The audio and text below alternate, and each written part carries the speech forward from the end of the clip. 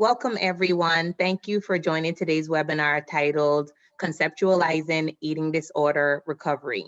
A few things to note, all participants are muted and videos turned off.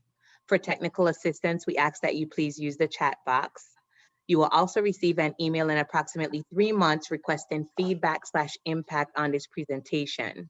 For other training opportunities, we ask that you visit our website at www.ncdus.org/training. Today's webinar will be presented by Dr. Anna Bardone-Cohn, a Bowman and Gordon Gray Distinguished Term Professor of Clinical Psychology at the University of North Carolina at Chapel Hill.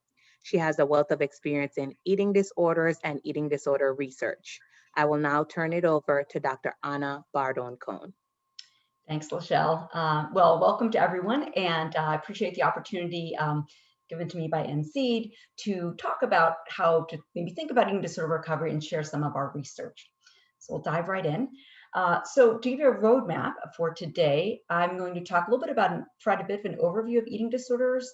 As I understand it, not everyone here knows a lot about eating disorders, so I want to just provide some diagnostic criteria for some of the key eating disorders, and then say a little bit about history and current state of defining eating disorder recovery and some limitations of these approaches, and then spend most of the time on a proposal for a comprehensive definition in eating disorder recovery, sharing the empirical support our lab has found and talking about some clinical implications. So anorexia nervosa, a key characteristic there is this significantly low weight for age and height because of restricted dietary intake. There's no specific cutoff for that. From research projects, often we use something like less than 85% of the ideal body weight, and there are also some BMI markers sometimes, but technically there's no specific, BMI has to be lower than or percent ideal body weight. There also is, as a key criterion for anorexia, an intense fear of gaining weight or becoming fat, or a behavior that interferes with weight gain despite low weight. So that would be a case of someone who's very low weight and they say that they don't feel afraid of gaining weight, and yet they are exercising, rigorously 3 hours a day. So they're doing a behavior that is interfering with weight gain. So to kind of foreshadow ahead, notice that this diagnosis emphasizes a physical aspect with weight and a behavioral aspect with, for example, behaviors that might interfere with weight gain. Another criterion, this is kind of an or statement, but often folks with anorexia meet all of them. You would have a disturbed body perception. So that could be someone with anorexia, very low weight, feeling that their thighs are huge. Their self-evaluation would be overly due to weight or shape. And one way we get at that is if you ask folks, think about all the different things that factor into your sense of self-worth and who you are. Where do weight and shape fit in that? So for people who say, oh, like that's the main thing that influences how I feel about myself, or that's one of the main factors, that's what we're talking about with this overvaluation, overly self-evaluation, overly due to weight or shape. And then, or the persistent lack of recognition of seriousness of low weight. So this would be, folks are hearing concerns from family members, from physicians about the low weight, but they're sort of not recognizing it as a concern. For anorexia nervosa, there are two subtypes, restricting and binge eating and or purging. Binge eating and or purging would meet all the criteria I just went over, but also there'd be some regular binge eating and or purging, so something like perhaps vomiting. And the restricting subtype would be the criteria here, but not those behaviors. You might have excessive exercising, but you wouldn't have regular purging or regular binge eating. And I highlight this because it's not uncommon to move from a restricting subtype of anorexia to a binge eating and or purging subtype, or from a binge eating purging subtype anorexia to bulimia nervosa, which is what I'll talk about next.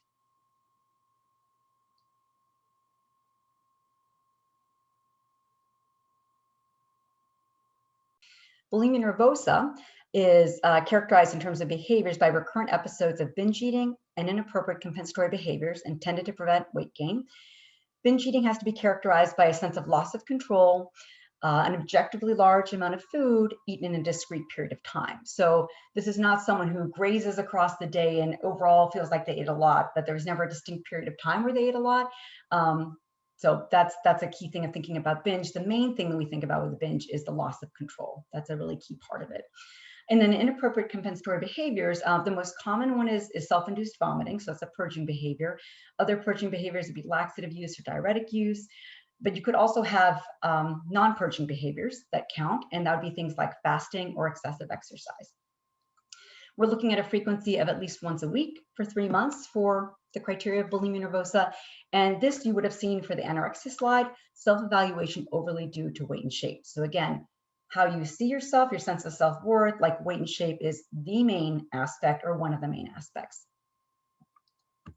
And then binge eating disorder. Here we have recurrent episodes of binge eating as described before, same frequency. What's absent here, importantly, is regular inappropriate compensatory behavior. So there's any regular fasting or vomiting co-occurring. And then there are a variety of symptoms, additional symptoms that have to be met, and I just put a couple there. The most common of this would actually be this next one, other specified feeding or eating disorder, but then binge eating disorder and then bulimia and anorexia in terms of how common they are. So binge eating disorder is the most common of those three I just went through.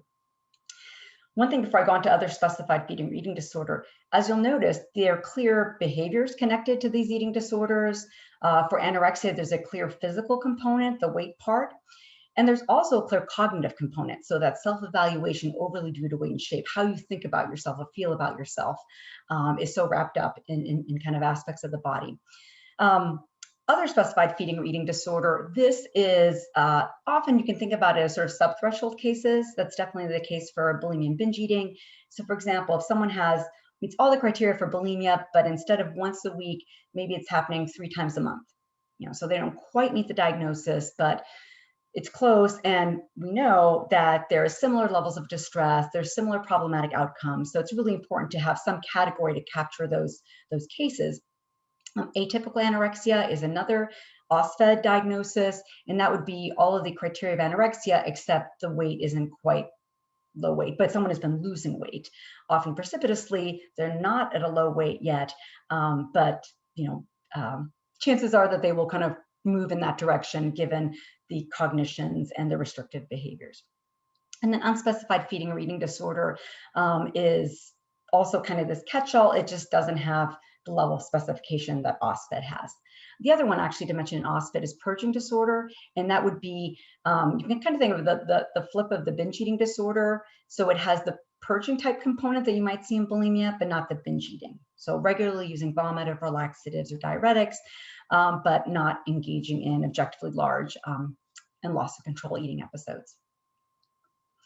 All right, so that's an overview of eating disorders, a quick one. So historically, just a little sense of how recovery has been defined. If we go way back to William Gull, 1873, who kind of first described anorexia, he does talk about complete recovery, didn't define it explicitly, but highlighted things about weight gain and physical appearance. So clearly the focus there was on physical in terms of how do we think about recovery. Then about a century later, the Morgan-Russell criteria was developed, and they said these good, intermediate, poor outcomes. And for good outcomes, for anorexia, the focus was on weight, especially, so a physical criterion, and regular menses. That used to be a criterion for anorexia, it's not anymore. And then for bulimia, a good outcome was no binge eating or purging behavior. So there the focus was on the behavioral piece. So historically, what's totally missing is a cognitive component of recovery. And yet, the way we went through the diagnostic criteria, and you've got this self-evaluation overly due to weight and shape. So it's like a key part of an eating disorder presentation, but has not been looked at certainly consistently in recovery. And so what that means is we really have a heterogeneous group that's defined as recovered, a group who may look really good cognitively, and a group that may not. And that's problematic for many reasons, and I'll talk more about that in a bit, but we know that lingering eating disorder cognitions are associated with relapse. So it's important to kind of consider those as part of recovery. We also should be thinking about cognitions based on our qualitative research with clients. So when we ask individuals who have identified as recovered from an eating disorder, how do they know? How do you know you've recovered? What does that look like? They consistently bring up the cognitions or the thinking piece. And so I gave 4 examples here. I'll mention 2 and then share an anecdote. The top bullet is being recovered means accepting one's appearance and not obsessing about weight or food. So all about kind of how we're thinking about things. And then at the bottom, the eating disorder is no longer the voice in my head.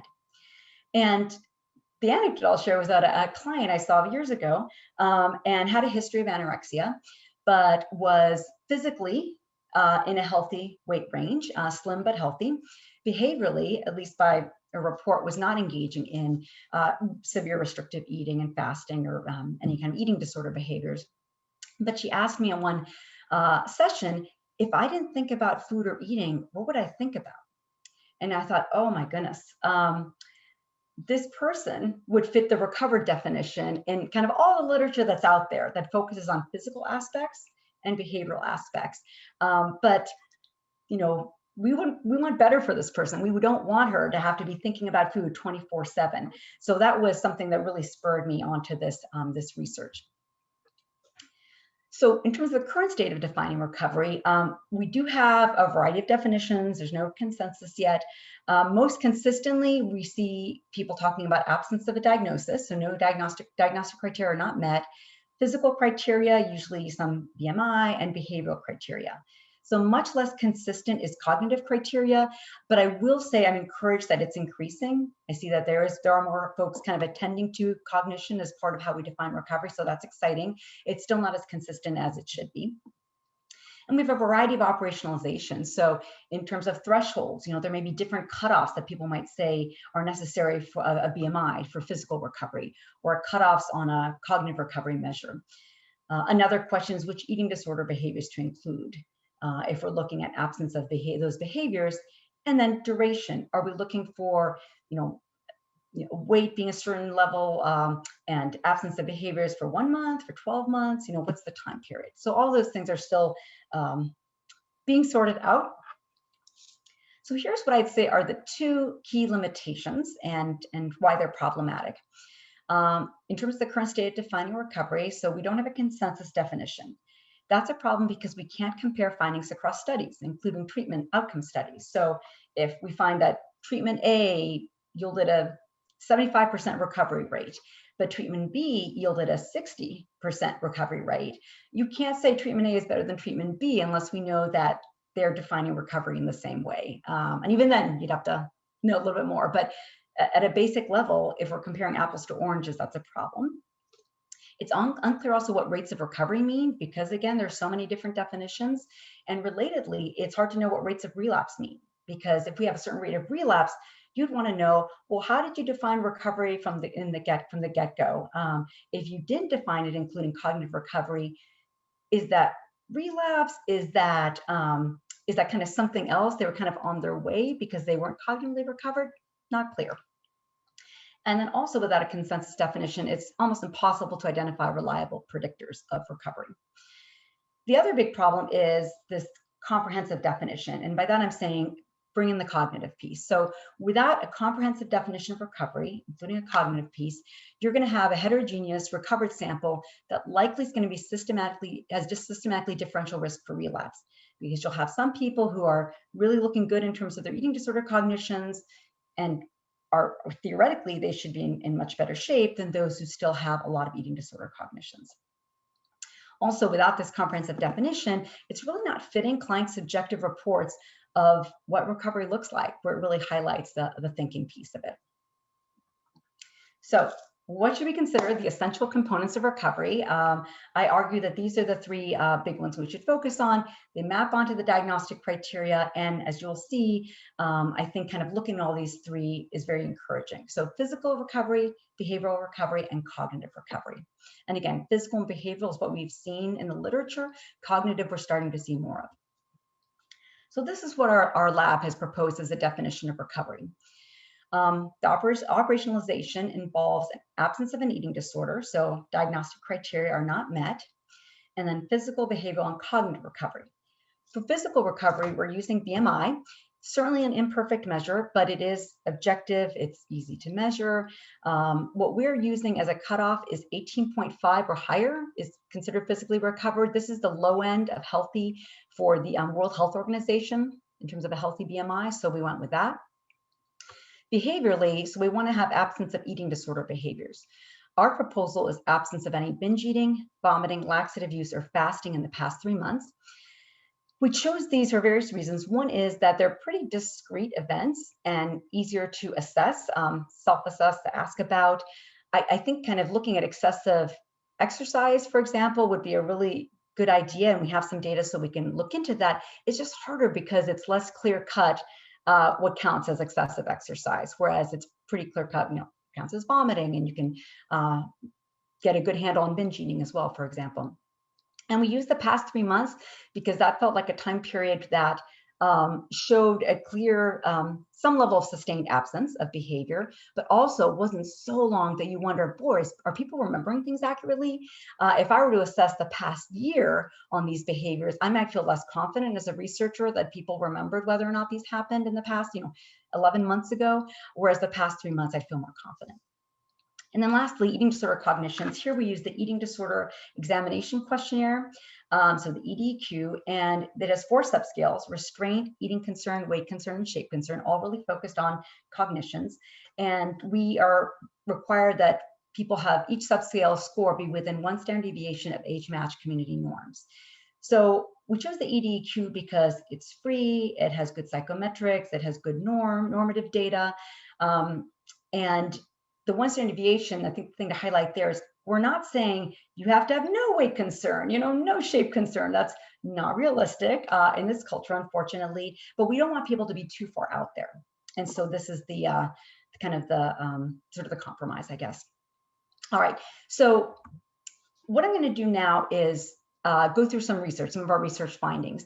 And so we propose this idea of what the full recovery is going to look like. I'm going to call it full recovery. That's this comprehensive recovery, physical, behavioral, and cognitive. But of course, we need to answer 2 main questions. So one is, does anyone fit this criteria? And are there people who are recovered in these 3 ways? And then after that, we need to look at, okay, and is that a meaningful group? Are they meaningfully different? And that's what we're going to dive into next. So the first study I'm going to talk about is the Missouri study. So it was data collected from a primary care and referral clinic at the University of Missouri. These were adolescents and young adults. It was a clinic that was known to do a good job treating individuals with eating disorders. So there are some physicians with expertise there. And we recruited 96 current and former eating disorder patients from there, and 67 female controls who had no history of an eating disorder. So to answer the first question, yes, there are people who, look fully recovered, who meet our criteria. So on the very top, it indicates the different groupings. So we had 53 who had a current eating disorder, and then it indicates there the percentage that had the different eating disorders. EDNOS is it's DSM-4 language. It's sort of like OSFED and UFED. So it's that kind of a maybe sub-threshold category, although again, no less problematic. Full recovery, that's the third column. So there were 20 people who did not meet criteria for an eating disorder. BMI was at least 18.5, none of the eating disorder behaviors in the past 3 months, and then those EDQ subscales were within 1 standard deviation. What the partial recovery group is, they look like the full recovery group except for the cognitive piece. So this is a group that physically, behaviorally is looking to be in good shape, but cognitively they're not quite there. And one thing I want to say about this is I don't mean to discount or diminish, what we call partial recovery. If you have an eating disorder and you get to a point where if you have anorexia, weight is not an unhealthy weight and you're not engaging in eating disorder behaviors, that's phenomenal. That's hard to do and fantastic. So I don't want to diminish it, but especially since we know that there's the ability to get to this full recovery with a cognitive piece, I think as practitioners, that's something you should think about. Well, how do we get more people there? Because that's going to be better quality of life. That's going to be lower risk for relapse if you don't have those eating disorder cognitions. All right, and then we had 67 controls. All right, so then what I'm going to do next is show you data that try to get at, is this a meaningful group or not? Is this full recovery group meaningful? And what we were hoping to see is that the fully recovered group and the controls were not going to look different on different eating disorder cognitions that weren't used in the definition, but that still, reflect potential eating pathology. And we expected the full recovery group to look better than the partial recovery and current eating disorder group. That would help suggest, some good validity for this definition. All right, so on the top row, we have, again, our same groups. In the leftmost column, we have some different measures. I'm just going to highlight, comment on a few of them. Broad eating pathology, E26. This is also a free measure. If you look at the full recovery and control group, they're not significantly different. And in fact, you just look at them, they're super, super close. So even these individuals who had an eating disorder before, once they get to this full recovery piece, you cannot tell them apart from those who never had an eating disorder. If you go down to the bottom one, thin ideal internalization, this is, if thin ideal internalization refers to buying into the thin ideal, that it's important to be thin, it's a goal I need to strive for. So it really is like kind of all this in your head and kind of what your motivation is. And there also, we did not find any differences between the fully recovered and control group. And so that's true for all of these here. Flip on the other side, we generally, we're not finding differences between the partial recovery and current eating disorder group. That wasn't the case for the E26, there was a difference there. But the key thing related to full recovery is that these two groups, or else they may flip, full recovery was significantly better than the partially recovered individuals and those who had an eating disorder. And then when we looked at sort of other ways of thinking, is the obsession piece, the urge piece. So how much are you thinking about weight, shape, parts of your body, food, eating, urges to binge or vomit, etc. We're again finding that those who are in full recovery do not look any different from those who never had an eating disorder, and they look better off than people who have who are in partial recovery. So some conclusions from this, individuals meeting the full recovery criteria were indistinguishable from controls on a wide range of measures of eating disorder cognitions. I found that thrilling. It was so exciting to see that, individuals who clearly had, they've been struggling, and can talk a little more about that in the clinical implications, but they got to a place where you could not tell on these measures. They didn't look no different from people who never, ever had an eating disorder. So I found that very exciting. The partially recovered group, they were similar generally to those with an eating disorder diagnosis in cognitions like obsessionality and thin ideal internalization. And again, I think this really highlights that if you just look at physical and behavioral recovery, because remember, that's the same for full recovery and partial recovery, you're going to have a bunch of heterogeneity in terms of cognitive recovery. So you really need to have that as a factor to better understand and tease apart a fully recovered group. And so we'd argue that this operationalization presents a logistically practical and meaningful way to assess recovery. The meaningful way has to do with the data I showed you, and logistically practical, you need to get BMI, you need to ask about behaviors in the past 3 months, you need to administer the EDQ. That's again a free measure. It doesn't take too long, so it's something that's pretty doable, and that was important to us. All right. What I'm going to do next is I'm just going to pitch questions that our lab came up with, and sort of the studies we did to try to address them. So one question we had is, okay, so we've got this fully recovered group, and they look really great, and that's awesome on the eating disorder cognitions and obsessions. But let's look at other things. What about psychiatric comorbidity? What about known risk factors? And so we're going to look at mood disorders, anxiety disorders, and substance use disorders, and then risk factors of perfectionism and self-esteem. So again, the familiar top part is our groups: current eating disorder, partial recovery, full recovery, controls. In terms of mood disorders, so this is current psychopathology, the fully recovered and control groups were similar, so no different, and they were better off. The fully recovered group had significantly lower rates of mood disorder than the partial recovery or current eating disorder group. That changes for anxiety. For anxiety, we see about a third of both the partial recovery and the full recovery group have a current anxiety disorder. In this case, this was DSM-4, and so we did include an anxiety disorder, OCD, and PTSD. So they were included there. Substance use disorder, no differences. That's a low base rate, but no differences across those groups. And then when we looked at any non-eating disorder, Axis 1 disorder, we found that the fully recovered group were no more likely than the controls to have a non-eating disorder, Axis 1 disorder. So statistically, they're no more likely. The partial recovery group was 3 times more likely than controls, and the eating disorder group was 7 times more likely than controls. So we see that aside from anxiety, the fully recovered group is looking, really good and not different from controls. Here's our findings on perfectionism. So here we looked at two kinds of perfectionism, self-oriented and socially prescribed. Self-oriented is having high standards for oneself, and socially prescribed is feeling that others have really high expectations for one. And what you'll see here is that the fully recovered group, which is the brighter blue, they did not differ from controls on either of these perfectionism measures. So about the same, not significantly different. But they were definitely lower on perfectionism compared to the partially recovered group and the current eating disorder group, who were very similar. And then when we look at self-concept, I'll focus on self-esteem, but we had mainly a similar pattern for all these other aspects of self-concept. This is very similar to what we saw in that earlier table. The fully recovered group and the controls were indistinguishable, not significantly different in terms of their self-esteem scores, but the fully recovered group did have higher self-esteem than both partial recovery and current eating disorder, and those two groups weren't significantly different. And again, it's mainly the same pattern here for these self-concept constructs. Okay, so some conclusions here. Fully recovered individuals look similar to controls in terms of current mood disorders, but they were more pathological than controls in terms of current anxiety disorders. Again, about a third had an anxiety disorder. We do have some evidence that anxiety disorders tend to precede eating disorders, that mood disorders are more often a consequence of eating disorders. So maybe it makes sense with the eating disorder resolved, that contributes to the resolution of the mood disorder.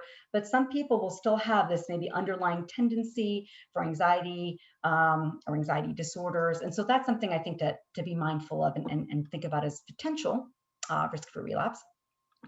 And then the fully recovered individuals are generally comparable to controls on perfectionism and self-concept. Now, I thought that was very cool finding, encouraging. Do want to note the temporal ordering is unclear here. So is it that they recovered first, and then as a consequence of recovery, there was a decrease in its risk factors? Or is it the flip? So they started decreasing perfectionism and then recovery emerged. Are these factors working synergistically, kind of reciprocally influencing each other? Or maybe are individuals who attain full recovery, do they have lower levels of these risk factors to begin with? And is that maybe part of why they're able to reach full recovery? So that is still a question to be sorted out. We do have some longitudinal data to start looking at that though. All right, here's another question. Do individuals who attain full recovery actually stay recovered? And that would be a piece of saying this is really a meaningful definition, right? So we think if we're talking about full recovery, physical, behavioral, and cognitive, if it is full recovery in kind of this robust way, we would expect that if you follow people over time, they'll still be fully recovered. So this requires longitudinal design. And the specific question we had was, of those who meet criteria for full recovery, what percentage are still fully recovered at follow-up? So this was a follow-up of the study that I talked about. So it's our Missouri follow-up study. 66 women with a history of an eating disorder participated. This is the study, the data collection for this was 7 to 8 years after baseline. And we had 31 controls who had no history of an eating disorder. These controls were different from the original ones, and that's because in the first study, the controls were significantly younger than those with an eating disorder history. So we looked at controls, we just brought in a new group of controls and age matched them. And all of this, at this point I was at UNC, and so this was all online survey and phone interview. And this is just a quick schematic to show again, we started with 96 people, and then kind of the number that were eligible to be recruited. And in the end, we ended up with 66. Whenever you do longitudinal studies, you're going to have attrition. Not everyone's going to want to participate or able to participate at the follow-up.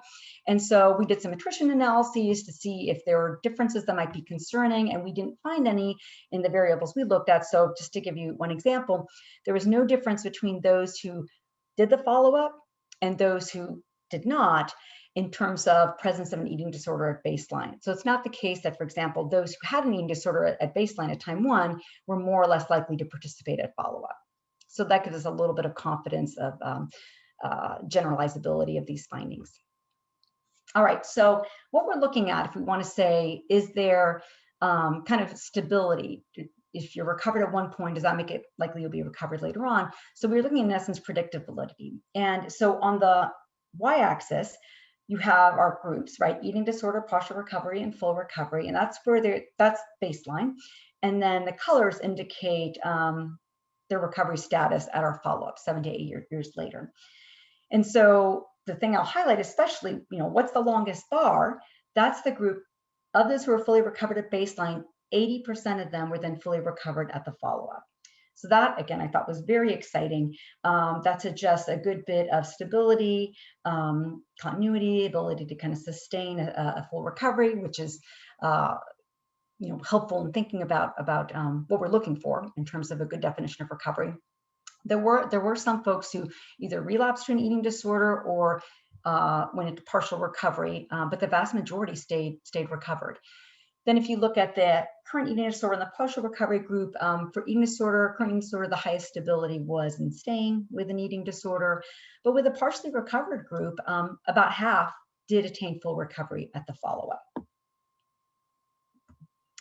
All right, so some conclusions here. The greatest stability was for those who were in full recovery at baseline. Again, 80% of them were still in full recovery.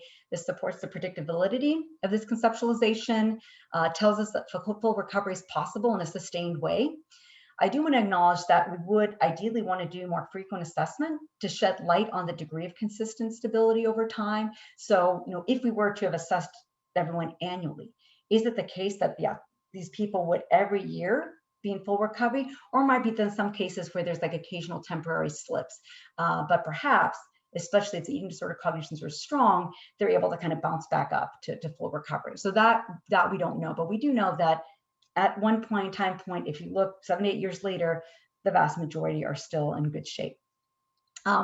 We also conclude, I think, that there's potential for change, of course, to full recovery, and I think reason for optimism. So full recovery was achieved by 32 to 50% of those who were either had an eating disorder diagnosis or in partial recovery at baseline.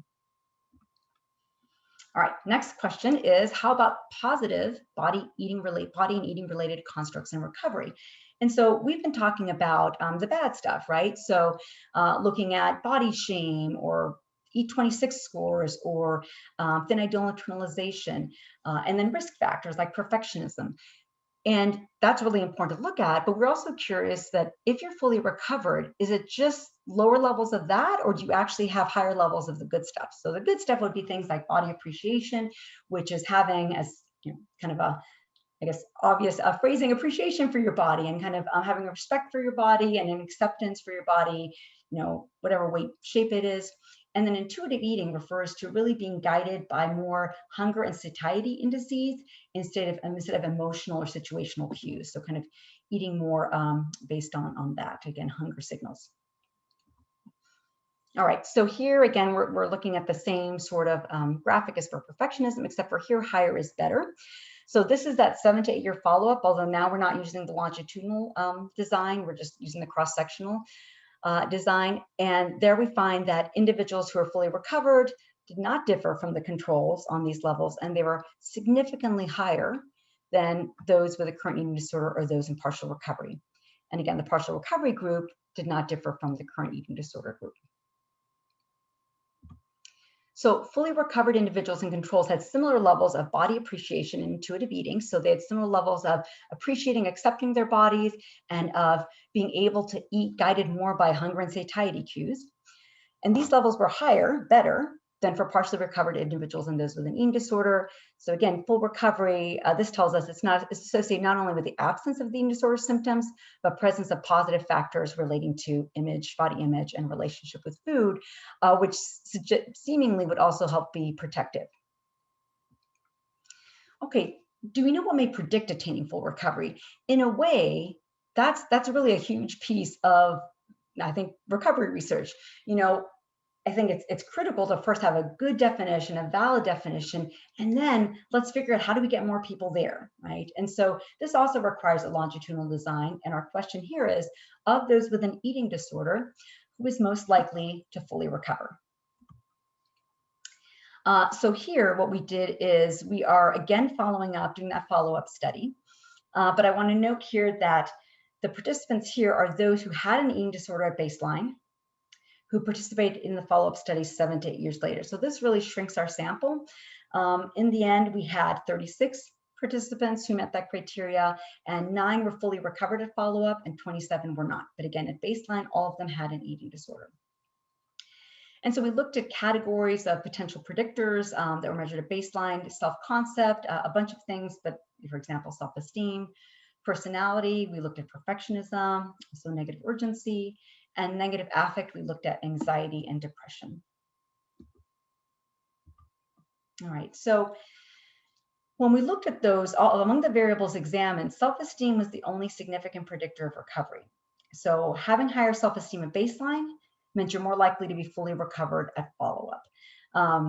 There were some other trends that were suggestive, including for the imposter phenomenon, which we looked at. An imposter phenomenon is a self-concept construct, suggesting, for example, feeling that others feel you're competent, but you feel you're not. So it's a very self-oriented one. So several of the self ones kind of were trending, but self-esteem was the one that was significant. Another way to look at this is we looked at the 8 women in the lower quartile of self-esteem at baseline, and none of them were recovered at follow-up. And then we looked at the 9 women who are in the upper quartile of self-esteem at baseline, and a third of them were recovered at follow-up. So another way to think about how where you are in self-esteem initially is predictive of recovery. So conclusions here, self-esteem has the most promise as a predictor of recovery. This aligns with meta-analytic work on self-esteem and improved outcomes. Again, I think that, well, I'll say that later on, but again, self-esteem has the most promise, and I think self-concept in generally had kind of indications that that's an interesting and important concept to look at. I want to highlight that self-worth tied to weight and shape is a common feature of eating disorders. We saw that when we looked at the diagnostic criteria. And so these individuals, you know, with eating disorder, they're going to have this sort of self-worth tied to weight and shape. Yet, even in the context of that maladaptive perspective on the physical self, folks were able to retain a broader positive outlook about the self in general, which is what our self-esteem measure captures. That seemed to predict recovery. I definitely want to note that larger samples are needed to both examine other potential predictors and to re-examine things like, I would say, perfectionism and negative affect. I don't think we know for sure yet. We need bigger samples, but self-esteem clearly was popping out as something to consider. Okay, what about males and eating disorder recovery? So we've focused on females. We've also, our samples have been largely white. I think in the original Missouri study, each of the groups was at least 90% of the sample, all female or white. So we have room to grow in terms of gender differences and race ethnicity differences. We were able to look at males in a pilot study. And so we wanted to know, is the same operationalization of recovery that we've been seeing for women valid for men? And then how's recovery status related to the more male-focused body image cognitions like drive for muscularity and muscular athletic internalization? And so here, this is part of a pilot portion of our Road to Recovery from Eating Disorders study, the RED study. This was data collected in North Carolina. So we have 36 males with a history of an eating disorder and 27 male controls screened for no history of an eating disorder and who are age matched to the eating disorder history group. So this is familiar to before. I just want to remind people we're using the same operationalization, but one slight difference. Now, we have smaller numbers here, so that's something to keep in mind. But current eating disorder, we had 15. Partial recovery, again, was no DSM-5 eating disorder, so now we're using DSM-5. Same BMI threshold, same absence for eating disorder behaviors, and then same EDQ subscale thresholds. Full recovery, so we had 7 for partial recovery, 5 for full recovery, and 27 controls. What is different is the norms that we're using. So we use a set of norms that were for females. We obviously wanted norms for males. And so that's what we're using here. And these were college male norms, whereas the other ones for females really crossed a bunch of, a wide range of ages, but we weren't able to find broader male norms. So that would be exciting to get to be able to better compare. But these folks were compared to college male norms. All right, so this is the very similar to what I showed you for women, and we'll see basically the same pattern. Definitely there was no difference between the fully recovered and control groups. They look very similar, in some cases very, very similar, in some cases different, but not in a way that was just as significant, which, these are smaller sample sizes. But the take-home message is full recovery and control males, they're looking the same on broad eating pathology, thinness and restricting expectancies, body shame, thin ideal internalization. The fully recovered group was basically consistently less pathological than the eating disorder group, but they weren't significantly different than the partial recovery group. There were some trends. Really, the samples are so tiny here. You're comparing a sample of 5 to a sample of 7. So although you look at the numbers like a 5 versus 11, for thinness restricting 14 versus 30, so it's all in the expected direction. It just wasn't statistically significant, we think just due to power. Now, when we look at drive for muscularity, which is again kind of attitudes and behaviors focused on building muscles, or musculoathletic internalization, which is buying into the importance of being muscular and athletic and that being a goal-worthy, something that's goal-worthy, we're not finding any differences across these groups. So there's no, the fully recovered group, the controls, they weren't better off than the partially recovered and current eating disorder folks.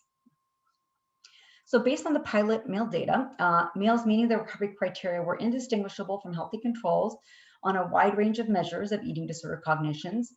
Again, the males who were fully recovered were not statistically significantly better off on these cognitions than the partial recovery group, but the levels were in the expected direction, and we think this is a power consideration. So with a larger sample size, we expect we would have found differences. The partially recovered groups were similar to those with an eating disorder diagnosis. The groups did not differ on the constructs related on muscularity or athleticism. And we thought that was really interesting and really suggested to us that these male gender norms or gender role expectations really apply broadly. Doesn't matter if you have a history of an eating disorder, if you're recovered or not, if you never had an eating disorder, they're at similar levels.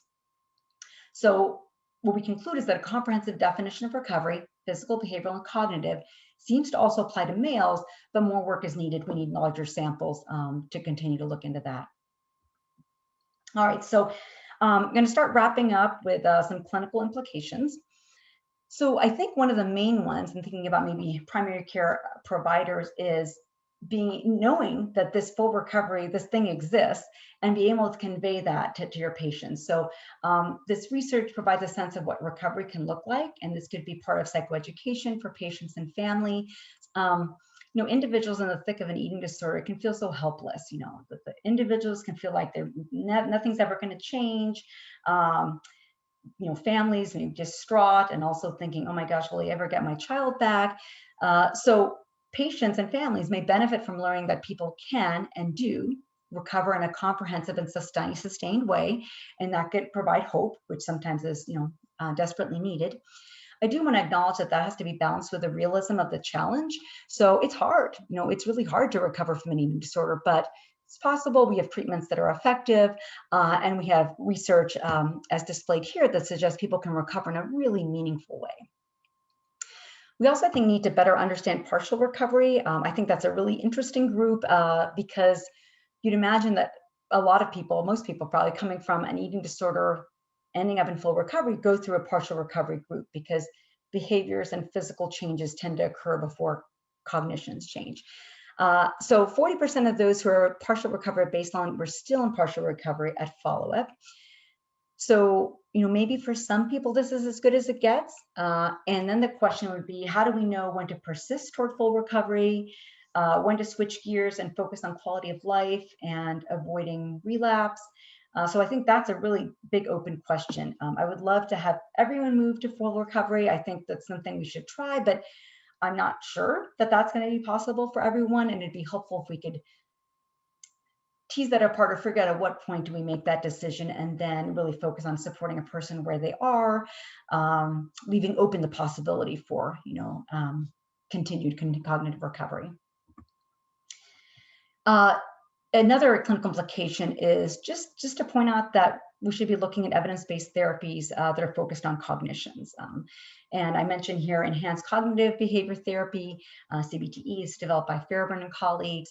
This is a therapy that was developed for outpatient adults, but there are versions that are used for inpatient, for day, for youth. So it's can be adapted, and it is very flexible and is very tailored. It is a transdiagnostic treatment. And so that is, it's intended for all eating disorders. It's not specific to anorexia or bulimia, et cetera. And my sense is part of why they did that is that we know that migration occurs frequently across eating disorders. I mentioned briefly that kind of migrating from a restricting anorexia subtype to a binge purge subtype in anorexia. Pretty common. Also pretty common to have anorexia and then at some point end up with bulimia. So it's parsimonious to think about it. And this also matches our stance with the definition of eating disorder recovery. So as you notice, I haven't said this is the definition of recovery from anorexia. This is the definition of recovery from bulimia. We're thinking about it as this is what recovery from an eating disorder looks like. And we do think this is a parsimonious way to look at it and reflects what we know about migration across eating disorders. The CBTE has options for modules that are potentially relevant to treatment. Well, they are relevant treatment, but relevant to the findings that we had here. So there's a module on core low self-esteem and clinical perfectionism. These are presented as maintenance mechanisms for the eating disorder. And so given the findings we had about self-esteem being maybe a predictor of recovery that we want to follow up on, this is, I think, is a good therapy to be able to target that. And there are other therapeutic approaches that bolster self-concept. Acceptance and commitment therapy is one of them. Also, compassion-focused therapy, another one that would be helpful and focuses on the self and being less self-critical. So data suggests the value in insurance covering ongoing therapy beyond physical and behavioral recovery to robustly tackle changing cognitions. I'm sure you all work with insurance all the time, and you might laugh at this comment, think that's, never going to happen. I would love for it to happen. And I would think the data here do suggest that they should take a look at this. We know that eating disorders, often they talk about it as a revolving door phenomenon. So someone may be discharged and 6 months later, they're back into treatment, inpatient day, whatever. So what we're finding is that if you hold out and get that cognitive recovery piece, those people are in really good shape in many ways, lower risk factors, they seem to sustain that full recovery, thus less likely to need to go back into treatment. So I think that the insurance companies could save money if they provided support for people to continue to make improvements in terms of tackling changing cognitions. And I mentioned this a little bit before, but we know that change in cognitions lags behind behavioral change. So just stopping therapy and then stopping insurance providing coverage for therapy after behavioral and physical recovery is problematic. The last clinical implication I'll mention is connecting patients with ways to facilitate movement toward full recovery post-treatment is something that I think we should be thinking about. It's really unlikely that you're going to get to full recovery at the end of treatment, because of what we just talked about here.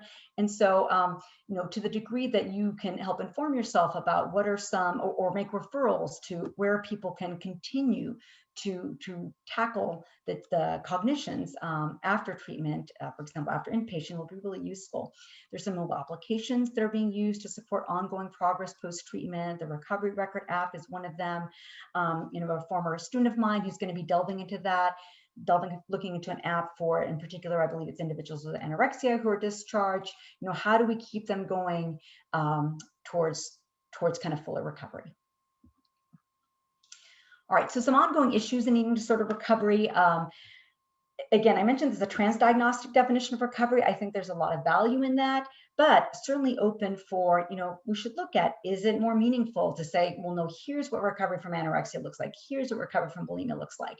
Again, I think there's more value in the transdiagnostic piece, but I think it's certainly very worth looking into. We definitely need to keep examining recovery in diverse samples. So we have our pilot study on males, and I was really glad we could do that, but we need larger samples of males. And that was a largely white sample. We desperately need to be looking at this in racial ethnic minorities. It may be that for people of color, recovery, like the same operationalization works, and then we see the same pattern in terms of risk factors and predictive validity. That would be my guess, but we don't know, and we need to collect the data to look into that.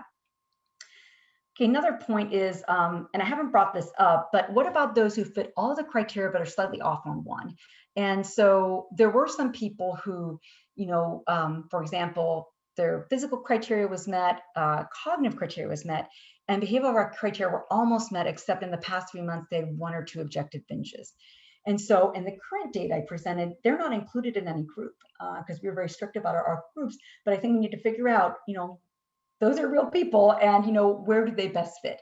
Do they best fit with full recovery because it was just a little slip, and as long as the cognitive recovery piece is solid, you're gonna come back and not have any behaviors. So that's something we need to look at. And then clearly agreement on a consensus definition is needed for greater advancement in research and clinical practice. So in summary, full recovery across physical, behavioral, and cognitive dimensions is possible, and it can be sustained over time. Again, I find that very encouraging, and really to highlight this value-added benefit of cognitive recovery. Because as you recall, as you've seen, the difference between partial and full recovery, is that cognitive piece, and it made a big difference. That's what bumped people to not look any different than those who never had eating disorder, and made them look different from those who behaviorally and physically were looking good, but cognitively they weren't quite there. So clinicians and researchers are encouraged to use this conceptualization of recovery, given the evidence that we have of concurrent and predictive validity and its practicality. Again, it's like a almost zero cost in terms of, you don't have to buy any measures for this. Also given support from research comparing multiple definitions of recovery. So work by Ackert et al. Looked at a bunch of different definitions and said that this definition that I presented here has the most support and is the recommended. And just, to permit replication in our studies and thus allow better comparison, also allow better comparison across studies, and to provide a more comprehensive picture of recovery in working with patients. All right, so some acknowledgements. I won't go through all of this. I'll just say really appreciate some funding from NIH and IMH, and also University of Missouri and University of North Carolina at Chapel Hill supporting this project. And I will highlight also my co-investigators who are NSEED people, Cindy Bulick, Nancy Zucker, Hannah Watson are all folks who were involved in the pilot study and the larger data collection that we will be diving into soon. All right, so thank you very much. And that's the end of the presentation, but I'm happy to be answering questions. Thank you so much, Dr. Bardone-Cohn. We truly appreciated all of the information shared.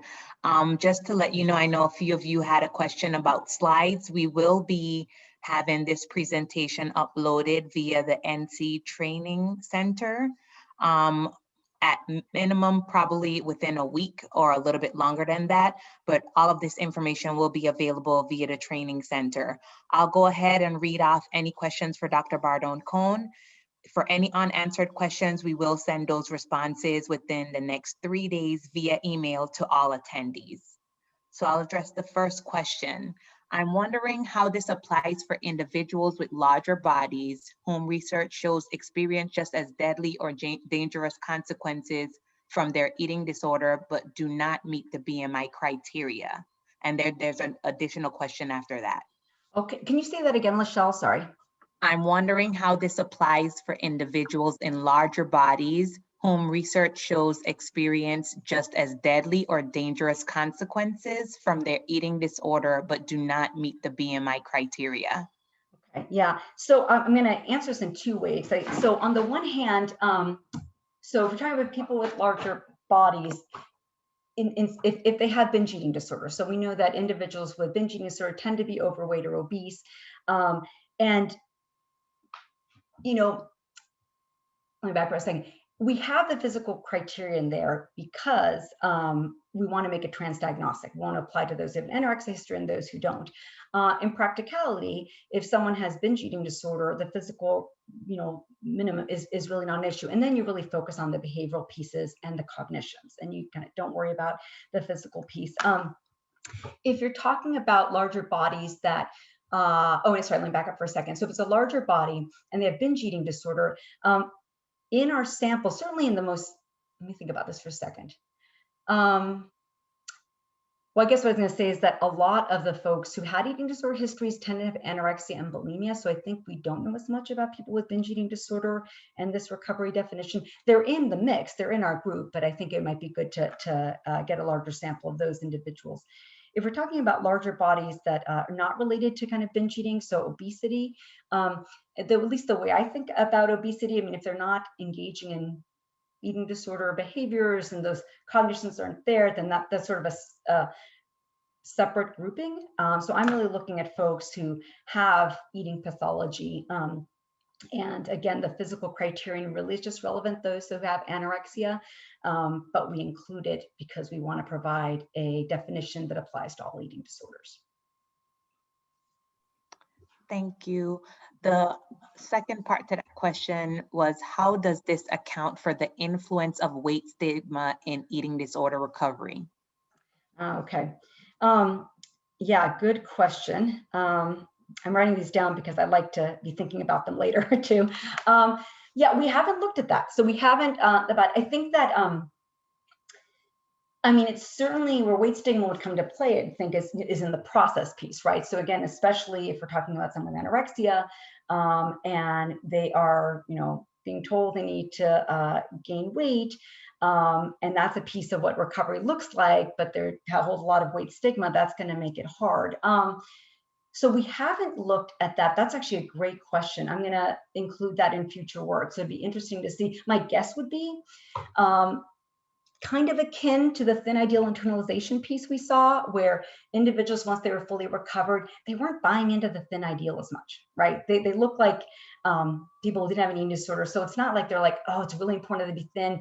Thin equals attractiveness. Like, they weren't buying into that. So I would guess, but we don't have data on this, that we'd see something similar with weight stigma, that individuals who are fully recovered would have lower levels of weight stigma, because that just would not be a piece of how they're thinking about it now. So that'd be my guess, but we don't have data on it, and it's a great idea to look into.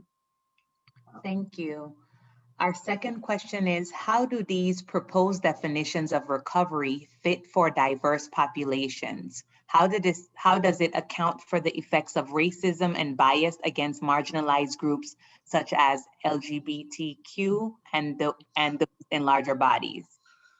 Yeah, so can you say that again once more, Lachelle? I'm just gonna make sure I got all the pieces. So how do these proposed definitions of recovery fit for diverse populations?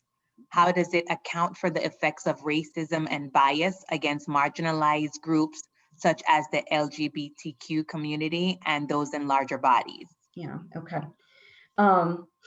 Yeah, so, I guess the way I think about this is that I think some of the things that are mentioned there, and first of all, I should say we don't know, because we did collect sexual orientation data. We didn't collect gender identity data, but it was a small percentage. I think we need to look for a bigger group, and we clearly have, certainly in the initial Missouri study and then the follow-up, it's 90% or more white. So we don't have data on that now.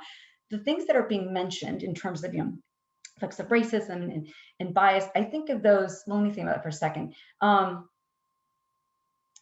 Yeah, so actually that's really interesting. So I think that's both kind of what can help contribute to an eating disorder, but arguably what helps maintain it, and whatever maintains it is something that's going to be a barrier to recovery, right? So I think those are really good points. The way the definition really aimed to map onto the diagnostic criteria. So again, in looking at the diagnostic criteria, the pieces we see are a physical piece for weight, for anorexia, a behavioral piece for bulimia and binge eating disorder, and also the restriction of anorexia, and then the cognitive piece. So the definition was intended to the definition of recovery was intended to map onto how we're generally defining eating disorders. And that's a whole other question about, should it be looked at differently in terms of diverse populations? But what I think would be really important to look at would be in terms of barriers to full recovery. To what degree are we seeing things like, again, racism, discrimination, the bias we talked about, and that. So again, we don't have data on that. And so I guess my overall response to this is that I think we would have maybe the same. Certainly, it's worth looking at the same definition, with these diverse populations. I like that as a starting point, and then if there's tweaking that should be done, then I think that that's certainly important to do. The things that are mentioned, I think about it more as the process piece of recovery, so maybe less related to the outcome, perhaps, but and maybe related to a barrier to kind of moving toward, full recovery, for example. Great. Thank you so much, Dr. Bardon-Cohn. We only have 1 minute left, so we will definitely follow up with the remaining questions at a later time by email. I know some of you asked for references to be shared. As I mentioned earlier, this information will all be uploaded to the NSEED Training Center, and that information will be provided in the follow-up email with the replies from Dr. Bardon-Cohn to the unanswered questions. I would like to thank you all again for tuning into our webinar. We will have these being done on a monthly basis. So thank you once again for your time, and I hope that you were all able to gain some information today. Thank you. Thanks, Dr. Bardon-Cohn. For sure, my pleasure. Thank you. You're welcome. Bye. See ya.